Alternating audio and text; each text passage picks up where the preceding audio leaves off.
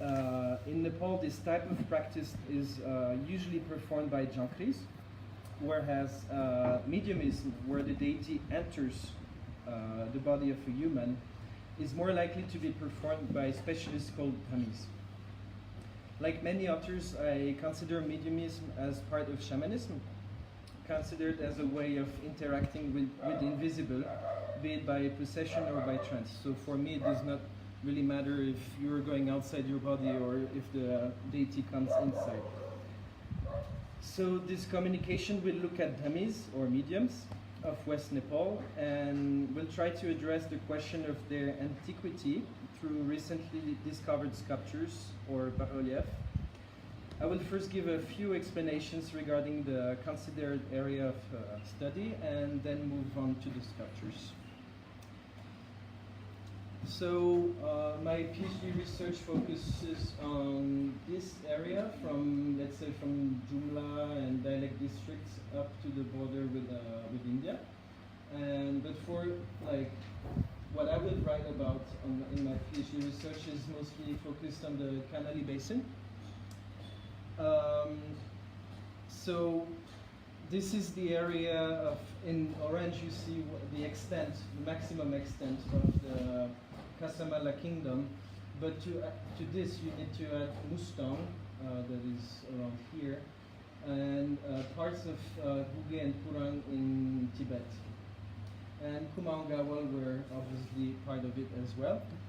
So the name Kasa refers to the large ethnic and linguistic group that is found spread today between Kumaon Gawal, that I just showed here, and Nepal.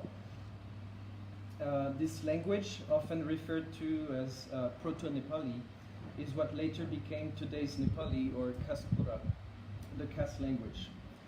From this perspective, the Kasas would obviously originate from the west, from Kumaon Gawal, and maybe even further to Kashmir, to which the name may come.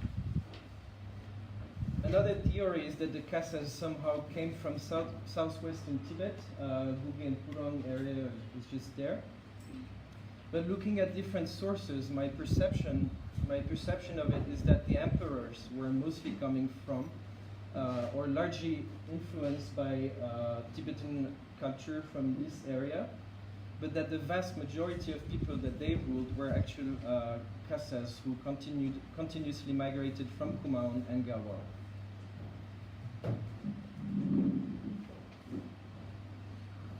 On this tanka, you can see the Buddhist goddess Tara being worshipped by King Ripumala and his son. So we don't really know which one is who, but I assume this is the king and this is his son. Like most Mala kings, Ripumala was a supporter of Buddhist and Hindu cults, but he seemed to have a personal preference for Buddhism. Indeed, Ripumala undertook a pilgrimage to Lumbini, Kapilvastu, and Kathmandu Valley. In Kathmandu, he participated in the ritual bathing of Bungadyo at Bungamati and stayed in the valley for a few months.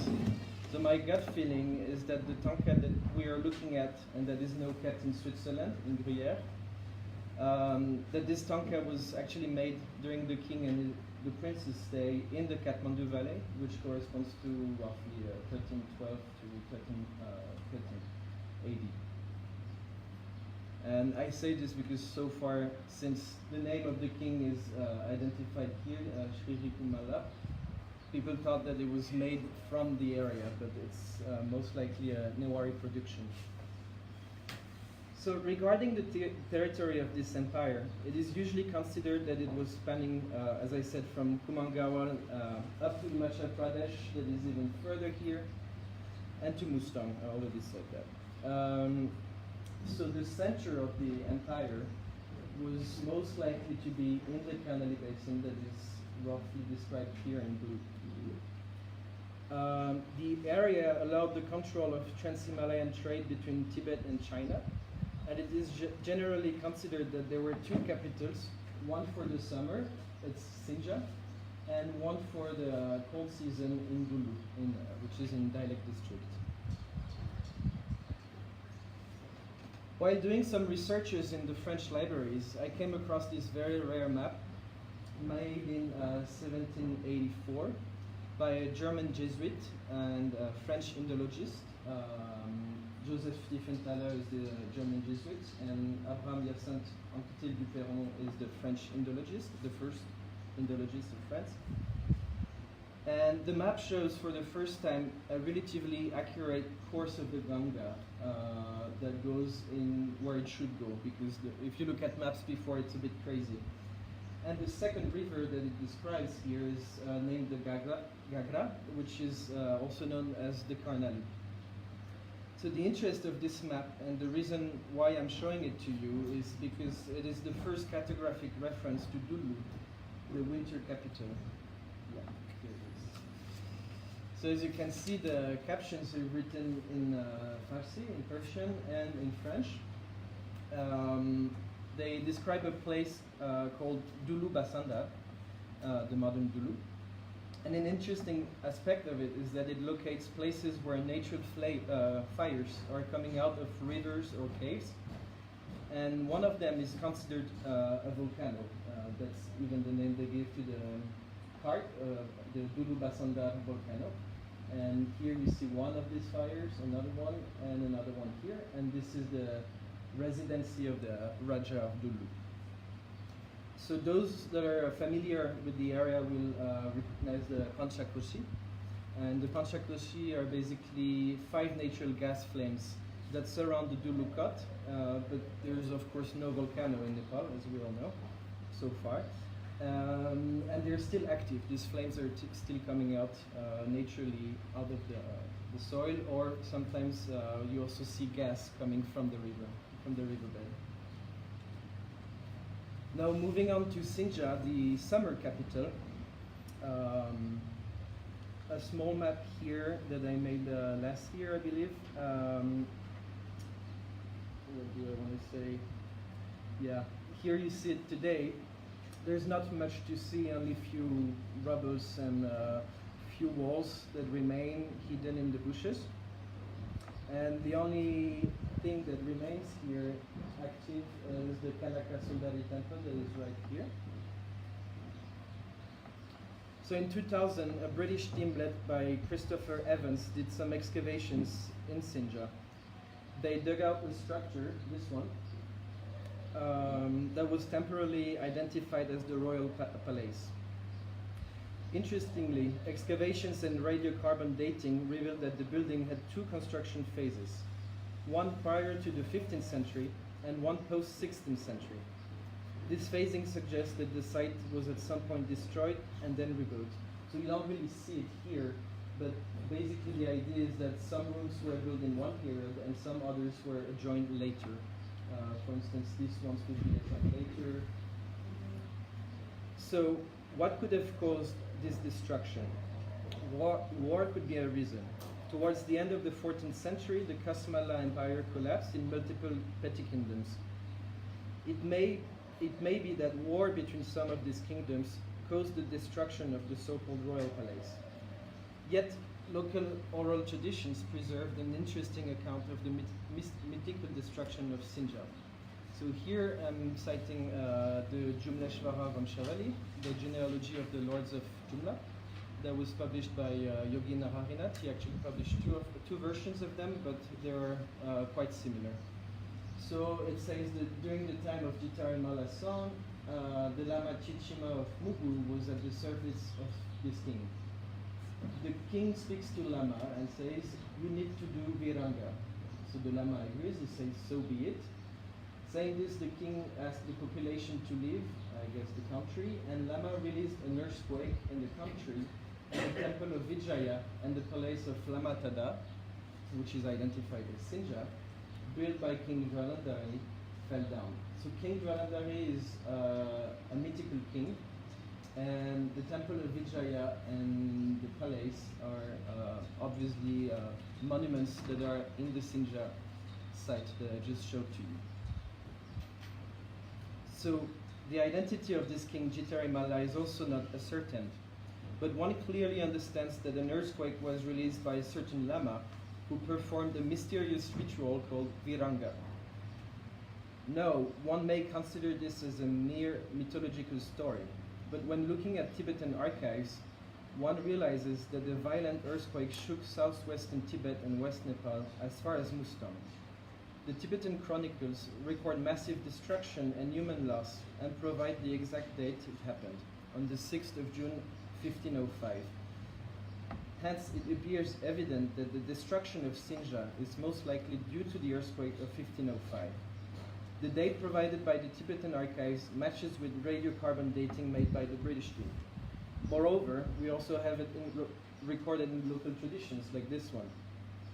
But these traditions identify the earthquake as caused by this lama and his viranga. And we shall see later what the term viranga may mean. And as a footnote, this earthquake of 1505 is the last earthquake that, that happened in West Nepal. And seismologists are still waiting another massive one, of course, in Kathmandu Valley, as we all know. But the thing is that there are two fault lines that didn't move since 500 years in West Nepal. And we have these historical records that really tell us how destructive it was. So we can expect like something very, very destructive to come. Let me now move on to the bas-relief that I surveyed in Calicut district. So these are the two sites. I will first present Manma, which is still the headquarters of the district, and then I will move on to Mehalmudi and Shambunat. This represents approximately 1 day of fall. So the Calicut district, where we are, became at the end of the 14th century, after the fall of the Kasamala power, the center of the Raskoti kingdom. The kingdom encompassed the area around Manma and the valleys north of it. So the Raskotis were basically ruling over this area. And as a footnote, Yogi Nararinat, that some of you may know, is coming from a village around here.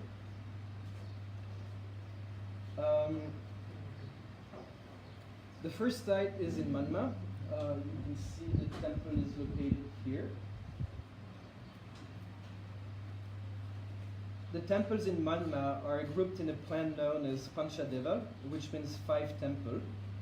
And in West Nepal, this type of grouping is only met in the Karnali Basin.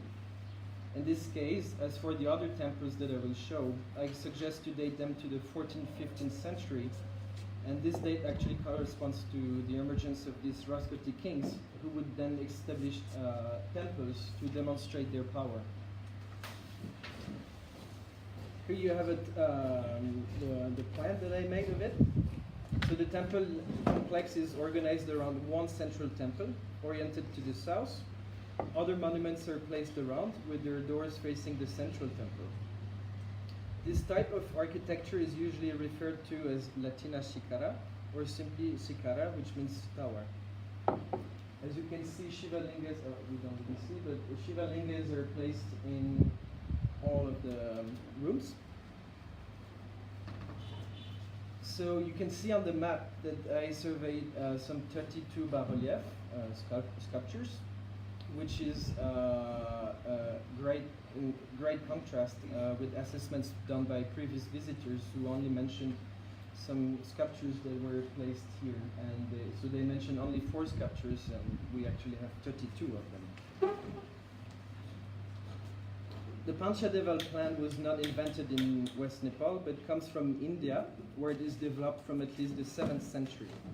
It is associated with the Panchayatana worship of the Hindu Smarta tradition. So in this form of puja, 5 gods are worshipped. Each of them can be placed at the center, surrounded by the 4 others. Here you have an example of Shiva Panchayatana. Although the Manma temples seem to have all been dedicated to Shiva, the architectural organization here infers knowledge of mainstream Hindu practices such as the Smarta tradition. I will now move on to the actual sculptures, starting with some birds. They are present a bit everywhere. Here it's a capital from a pillar. This is on a pillar also. And this is not a bird, it's probably a sheep. Still birds. You see them organized in frieze here, and this is just the lintel just above the eastern temple, above the eastern temple store. And you can already see these three interesting characters, and one of them holding this triangular kind of objects, and they're all wearing long robes. Next bas-relief, you see a four-handed seated person with something that looks like a lion or a tiger in the area. And the bas-relief that interests me is this one, where you see the character has this very dynamic stance, also a triangular object, and what could be first understood as a Ganesh. So if you identify this as a trunk, you would automatically think that it's Ganesh, but a close examination shows that the trunk actually goes behind or comes from behind, so it's separated. You see it here, and it has a nose, so it's not a trunk.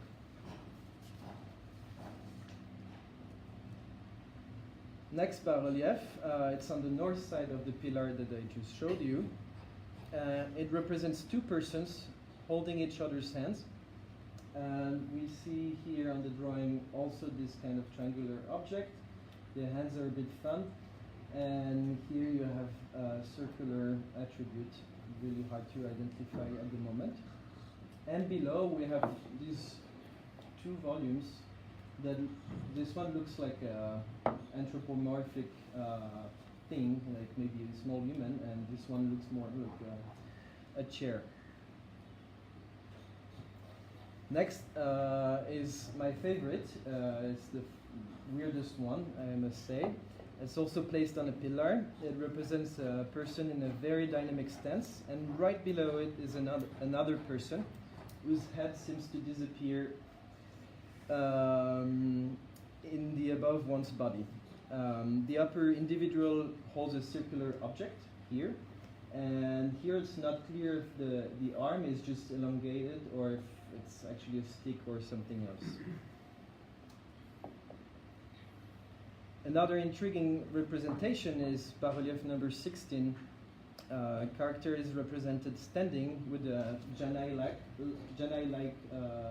feature here, and pointed ears, and what seems to be a muzzle. First identification would say that's maybe a horse mask or something, but the body is still human. Next is the bas-relief from Mehalmudi. Mehalmudi, as you can see, is also organized in Panchadewal system. They are also dedicated to Shiva, as attested by the lingas found inside the temples. And here you have the central temple's lintel containing bas-relief with 5 characters above 2 lions or tigers. The person to the left is probably a soldier behind his shield, and to the right you have a character with something that looks like a feminine body. The 3 central characters share some similarities with the representations that we saw in Manma. As you can see, also standing circular object here. This one raises the hands. It also has something that could be understood as a trunk, and also like a long arm here. These seem to be more like maces or staff.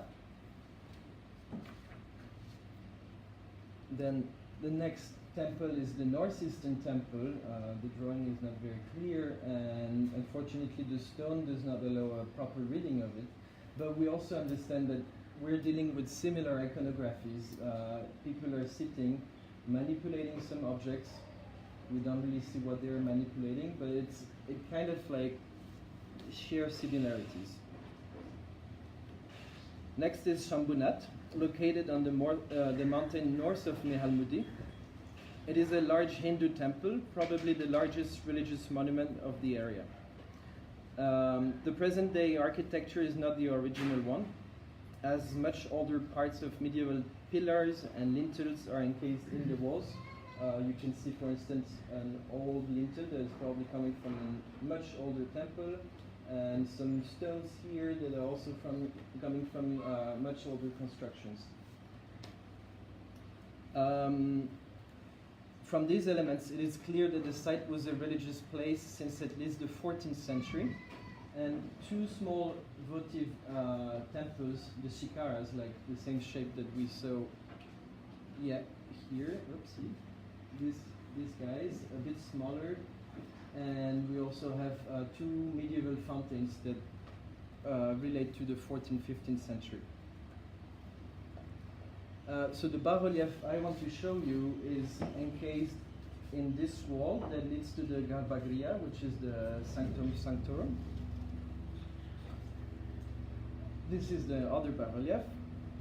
The style here is quite different from the ones we have seen so far. The carving technique is also different, smoother, and the faces are rendered in a heart shape, kind of. From left to right, the characters are in a dancing stance here. More static stance, but still standing. And this one is sitting, and he holds something. Or it's just that his arms are very elongated like this one. But here you also notice something that is very similar to what we already saw and could interpret as a trunk. So after quickly reviewing these representations comes the question of how to make sense of them. They obviously do not evoke the classical Hindu or Buddhist iconographies that we all know. Moreover, no one ever studied such representations. As I quickly mentioned, previous authors ignored these images. Two reasons can be invoked to explain this situation. The first one is the rather crude style of the carvings that was, for instance, qualified by Ramnewas Pandey as flat and gruesome, primitive, or even ugly. The lack of appeal for styles that are so far from the refined productions of the Newars is one reason. Another one is that the iconographies appear very puzzling at first. But it's only an impression, and as I will try to show you, observing contemporary religious practices can help identifying what medieval artists meant to represent. So a major element of West Nepal's religious life is the Dhami tradition. Dhamis are what scholars would call mediums. They enter trances where they are possessed by spirits of the dead, by gods, or by mythical ancestors. Often these categories are merged into that of the Kul Deuta, that we all Nepalis know, I guess, which is the lineage ancestor worshipped as a family god. You please correct me if I'm wrong. Village can count more than one dhami, and technically everyone can be one, regardless of the gender or the caste. One does not become a dhami medium through a training, as is the case for Jankris or of Central and Eastern Nepal. A dhami has no guru or a master, and his or her power, the Shakti, comes directly from the god. Besides the fact that they are possessed by the gods and become their mouths, the medium's power is manifested through the performance of what one may call miracles. These miracles are proofs of the medium's power and status. They are different depending on the god that takes possession of the medium. In Tarpa, a village in Mugu district, the medium must, for instance, recite the Vedas. And who knows the Vedas by heart? You know that it's really hard. In other places, it will consist in bending iron bars or swallowing small metal bells. These miracles are called bit, and strangely recall a story that I mentioned earlier. Let's go back to the story where we have Lama asked to perform Viranga, and what happens is that an earthquake happened. So, so far I could not find the exact meaning of Viranga, but my gut feeling is that it is a synonym for bit, the medium's power. And we know from various sources that Lama is a character that incarnates himself in mediums. Until today, his temple is found in Lekpur in the Jumla district. The Naim Lama and the oral traditions agree on the fact that Lama comes from Bote or Tibet. In this perspective, the local oral tradition, such as genealogies, identify the destruction of Sinja and what I believe to be the earthquake of 1505 as the demonstration of a medium's power. So, Dhamis are not alone when they communicate with invisible forces. They are assisted by pujaris, and on this 1963 picture, you see this person is the Dhami, and to his left is the pujari. And the pujari basically transmits the offerings made by devotees who come to consult the gods. He takes them from the devotee and gives them to the Dhami. Then when possessed, they would speak the Devta Bhasa, the language of the gods, that only an interpreter can understand and translate to the community. Another person involved is the Bahan. I spelled it here. So the word comes from Sanskrit Vahan, and it means a vehicle. So the Bahan is just a person possessed by the vehicle of another Dhami's god. This relationship is visible at some point in the trance when the Bahan takes the Dhami on his shoulder. So it's kind of like Garud taking Vishnu on his shoulders. The picture depicts this moment, and I had the chance to see this dance a few weeks before surveying the bas-relief that I have just presented. And as you will see, it provided me with the key to understand them. Because when we put them next to each other, it's quite obvious that we are looking at the same phase of the possession. In both images, the two persons, one mounted on the other one, are represented. The Bahan, being the vehicle of the god and therefore of lesser rank, it seems that the Manma artist decided to represent this hierarchy by showing the Bahan in smaller proportions. Therefore, once that the religious field of mediumism is identified in one instance, this one, it becomes much easier to understand the rest of the representations, as I will show. But first I want to present some other features of today's Dhami tradition. Here you have a temple. It's a typical Dhami temple. This one is dedicated to the god Masta, to which I will get back. One very important element of Masta temple or Dhami temple is that you have what we call the Gadi, and it's the medium's throne. It's not very impressive. It's usually just a bit like a pile of earth coming up, or it could just be arranged with blankets, as is the case here. You don't really see it, but you have this Dhami entering procession and reciting the story of his god and manipulating two bells. This picture was also taken in 1963 by Marc Gaborio, that I thank for giving me the pictures. Here you see a more recent picture taken by Thomas Kelly, taken in Humla district. I think it was 4 or 5 years ago. We see the Dhamis here encircled by musicians, the Dhamai musicians, and the community around. And as you can see, they're like dancing very close to each other, and we don't see it properly here, but they sometimes hold each other's. So when I saw this kind of rituals in real, and when I compared it to my bas-relief, it seemed to me that it was really representing the same thing, where we see the Dhamis really holding each other's by the hand. They sometimes also do it with their shoulders or hips. So they're very close to each other during the procession. And here, these two guys also have what we can now identify as the Bahans, but represented in a very basic way. Another very important feature of mediums from West Nepal is the wearing of a long hairbraid. On a daily basis, this hairbraid is kept rolled in a white turban. You saw some of the pictures, they had white turbans. The removal of this turban and the showing of the hairbraid is the sign of possession. It is in fact considered that the god enters the dummy's body from it. So the god would do this little journey and boop, comes to the head. It therefore seems, the rings that you see here, you have metal rings, sometimes in silver. They're offered by devotees to thank the god, to thank the dummy for the successful seance or for curing a disease and things like this. It therefore seems to me that what could have been interpreted as a trunk belonging to a Ganesh could instead be seen as this hairbread, locally called lata or judi.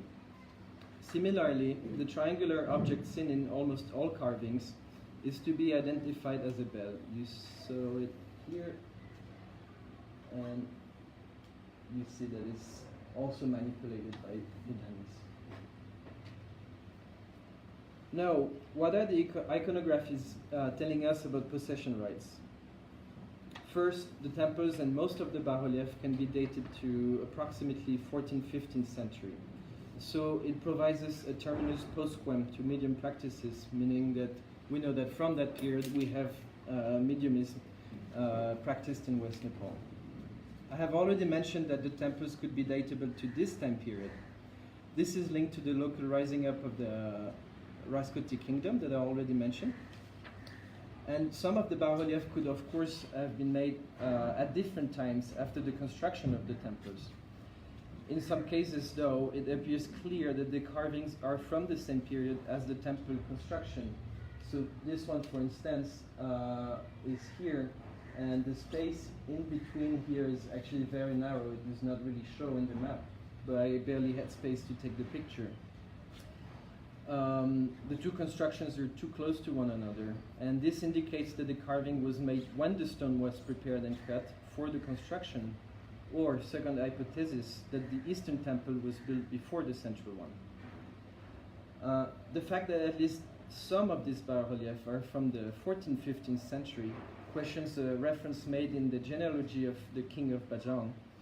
According to this text, quoted by Yogi Nararinath, it is the king Shakti Singha who introduced the Masta cult in 1308. So the Mastas are these gods that I just mentioned, and I will get back to it. Masta being one of the main entities that incarnate itself in mediums, this year, 1308, would also, to some extent, lead to date the introduction of mediumism in the area. But this is doubtful for one reason. It is that this king Shakti Singha is most likely to have ruled a century later.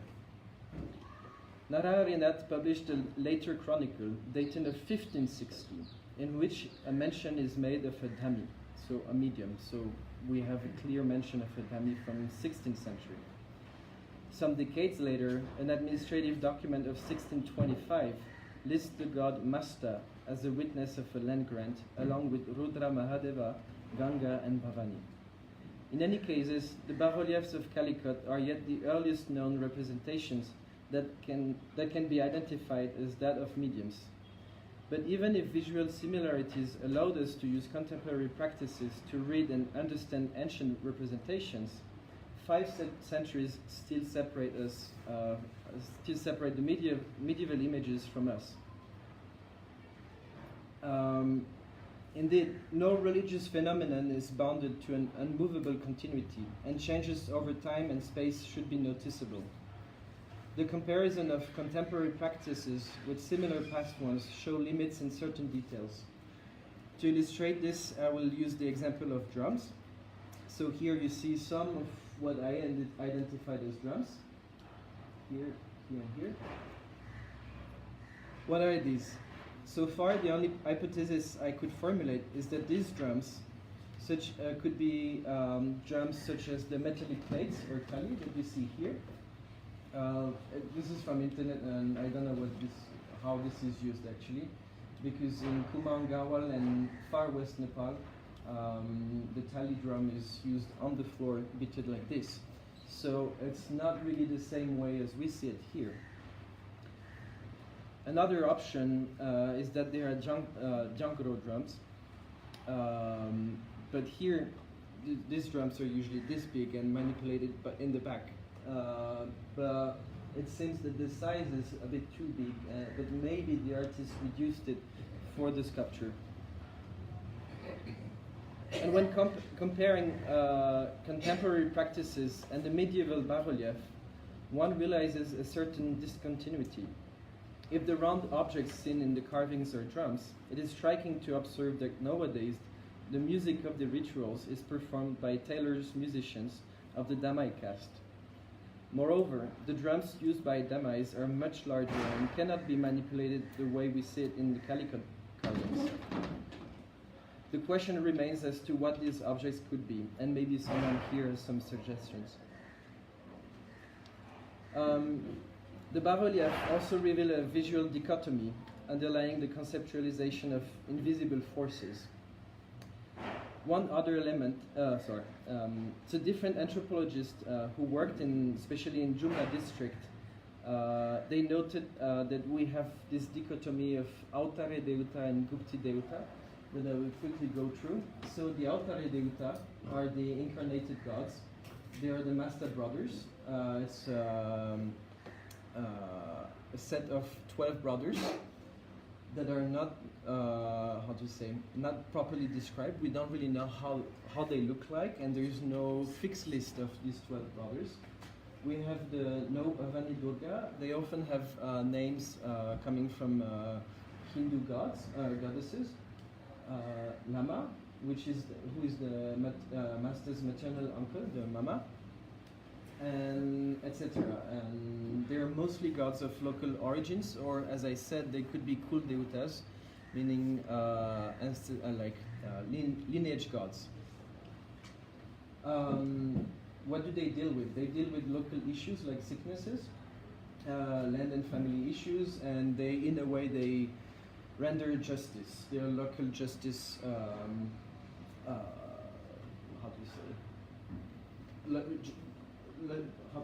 They are local judges, and they are incarnated by their mediums, the dhami. Their physical appearance is unknown. That is a very common case. Is that we do not know how they look like. They cannot be described. Sometimes you would have an empty niche, an empty window in a temple, and we would tell you that this is where the god is, but it's empty. Or sometimes it could be a stone that only the pujari will see. And they have no appearance, therefore they have no image, except for a few ones, but it's really not clear, and sometimes it comes from the Tamil curio shops who identify primitive sculptures of the West Nepal, as being representations of these gods. To the opposite, the Gupti Deutas, Gupti was translated by a Japanese researcher as hidden gods. They are Shiva, Vishnu, Surya Devi, so we recognize the big major Orthodox Hindu gods. When I say Orthodox, I mean the mainstream Hinduism that we all know. They deal with cosmic issues, and it's like re-establishing order in the cosmos and things like that. There's big stories that we know from Vishnu and Shiva and so on. They're not incarnated, and they're worshipped during rituals like puja. I say they are not incarnated, but again, there are exceptions. And some places, one would tell you that it's Shiva that is being incarnated, but it's very local. Their physical appearances are established in scriptures, like Sadhanamala for the Buddhist, and other ones could be, I don't have the names coming now, but you all know those scriptures. And they have many images, and these images are codified by the scriptures. So what's interesting is that the Gupti Devatas, the hidden gods, are the ones that are actually represented and seen everywhere. And the Altare Devatas are only seen in the medium, when he is incarnated. I will finish here and raise a few questions. So far up, I don't know where I am. I'm sorry. So these representations shed a historical light to practices that were so far only described by anthropological studies and in the context of the 20th century. Their existence raises new questions, such as what is the purpose of this bas-relief? They are carved on Hindu temples, serving an Orthodox Hindu cult. Another question concerns the exact antiquity of mediumic practice and where they are coming from. Is mediumism much older than these representations, or do the carvings mark its emergence in the region? Lastly, and this is in connection with the dichotomy that I just presented to you between incarnated and hidden gods, is representing a possessed medium of a way of indirectly representing invisible entities. Indeed, since the mediums incarnate deities that have no visual aspects, their possessed human vehicles remain the only way to visualize them. Therefore, representing possessed humans could be a way for an artist to represent something that is otherwise invisible. And I think, yes, I will finish here. So I leave this integration